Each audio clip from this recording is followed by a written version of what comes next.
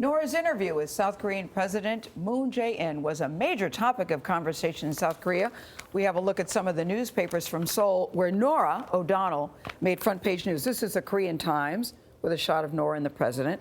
This is my favorite, though. This is a Korean newspaper.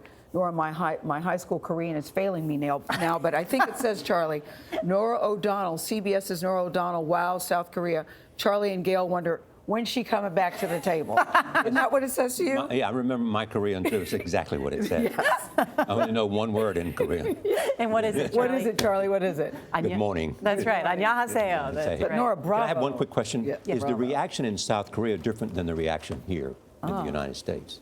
I know. I actually think it's quite similar. I mean, this was really his only and first big one-on-one interview. So there was so much news, of course, about Otto Warmbier and everything he said about the upcoming trip to the White House. And about the possibility of a freeze. Yeah, so it made a lot of news there, too. It was interesting. Everybody seemed to know my name on Wednesday. Oh, did they? Yeah. Oh, look, Miss Norah. There were a couple people asking for pictures the next day. Yeah, and the timing that you were there, but really bravo to you. We were all in the studio applauding. Really good job. Thank you. Glad you're back. Thank you. And we should mention that while we were in South Korea, the U.S. military took us aboard a helicopter to see what's at stake in Seoul. It is one of the most densely populated cities in the world. In fact, Seoul is less than 40 miles from the North Korean border. The U.S. Army gave us a first-hand look at how it's countering threats from the north. Right now where the aircraft is, we're right in the center of Seoul. We hitched a ride from Yongsan Garrison on a pair of Black Hawk helicopters for a bird's-eye view of the metropolis less than 40 miles from the North Korean border. When you talk about 25 million people, it just goes, to the horizon.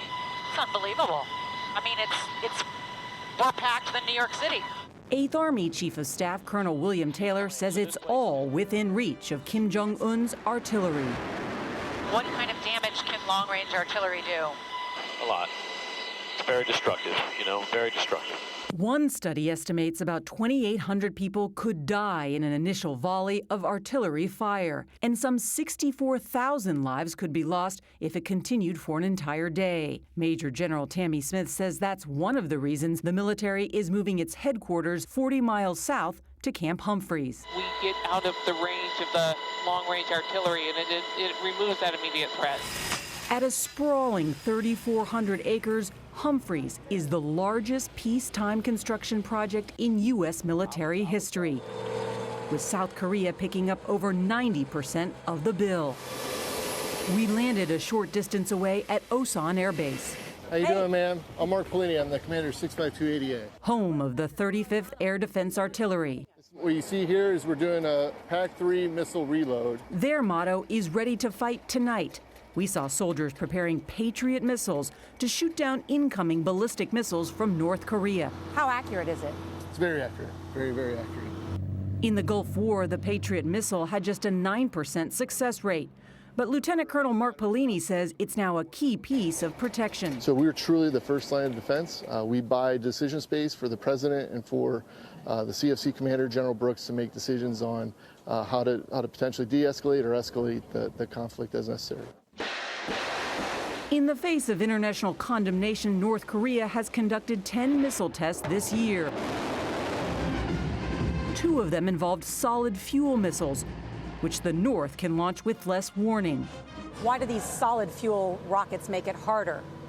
Because it doesn't require as much preparation for them to take a missile and prepare it and get it ready for launch. Colonel Rick Wright took us inside an engagement control station where the pressure would be on to shoot down any incoming threat. So this is where they would essentially push the button to launch it? Absolutely. This is where the tactical control officer and his assistant would actually execute the air battle.